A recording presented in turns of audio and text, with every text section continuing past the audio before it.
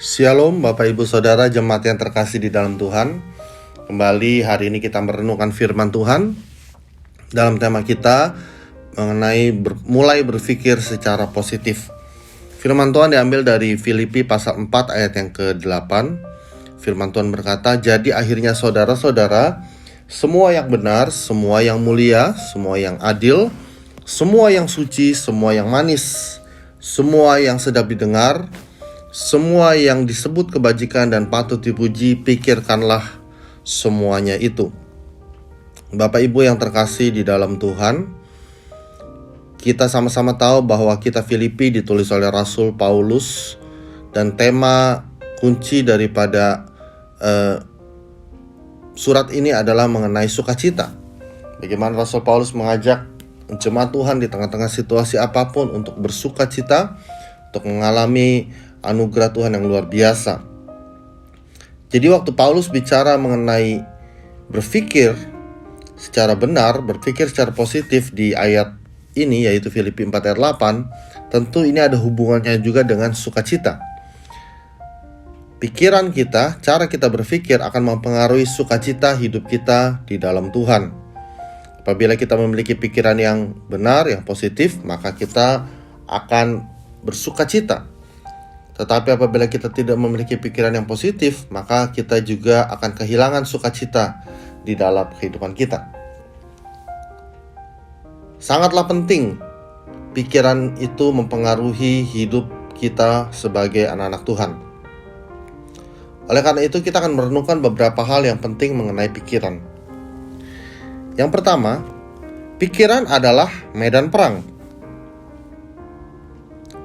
Efesus pasal 6 ayat 12 dan seterusnya mengatakan kepada kita bahwa peperangan kita bukanlah melawan darah dan daging, tetapi melawan penguasa, pemerintah, roh-roh jahat di udara. Musuh kita yaitu iblis dan para pengikutnya. Dan medan peperangan yang sesungguhnya adalah ada di pikiran kita. 2 Korintus 10 ayat 4-5 berkata, "Karena senjata kami adalah dalam perjuangan bukanlah senjata duniawi, melainkan senjata yang diperlengkapi dengan kuasa Allah yang sanggup untuk meruntuhkan benteng-benteng. Kami mematahkan setiap siasat orang dan merubuhkan setiap kubu yang dibangun oleh keangkuhan manusia untuk menentang pengenalan akan Allah. Kami menawan segala pikiran dan menaklukkannya kepada Kristus." Jadi pikiran adalah medan perang. Sangat penting untuk kita menjaga pikiran kita dengan hal-hal atau konten-konten yang baik, yang positif. Kalau tidak, pikiran kita akan menghancurkan kita.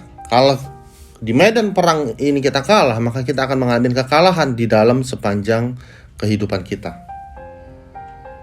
Yang kedua, pikiran daging versus pikiran roh. Menjadi pilihan bagi kita tiap-tiap hari untuk memikirkan hal-hal yang dari daging atau memikirkan hal-hal yang dari roh. Hal-hal yang dari daging adalah hal-hal pikiran yang keliru, pikiran yang negatif. Tetapi memikirkan pikiran roh adalah pikiran-pikiran yang positif. Memikirkan hal-hal yang dari roh akan membuat kita berjalan di dalam roh. Apabila kita rindu untuk kita bisa berjalan di dalam roh, maka kita harus memikirkan pikiran-pikiran yang dari roh. Banyak orang kalah di dalam pikirannya. Dan waktu dia kalah di dalam pikirannya, dia memikirkan pikiran daging. Akhirnya dia melakukan perbuatan-perbuatan daging. Tetapi sewaktu dia menang dalam pikirannya dan Roh Kudus menguasai pikiran, hatinya, hidupnya, maka dia akan bertindak dengan benar. Dia akan mengalami kemenangan di dalam Tuhan. Dan yang terakhir, yang ketiga, pikiran kita harus terus dibaharui. Ini menjadi hal yang sangat penting. Pikiran yang suka mencela, menghakimi, dan mencurigai harus dianggap sebagai hal yang abnormal oleh orang percaya. Tetapi pikiran kita harus terus dibaharui oleh firman. Tentu ini bukan hal yang mudah. Kita punya banyak masa lalu, pikiran-pikiran yang salah, cara berpikir yang salah yang dibangun dari latar belakang kita, dari waktu kita kecil. Tetapi di dalam Kristus kita dibaharui dari hari ke hari.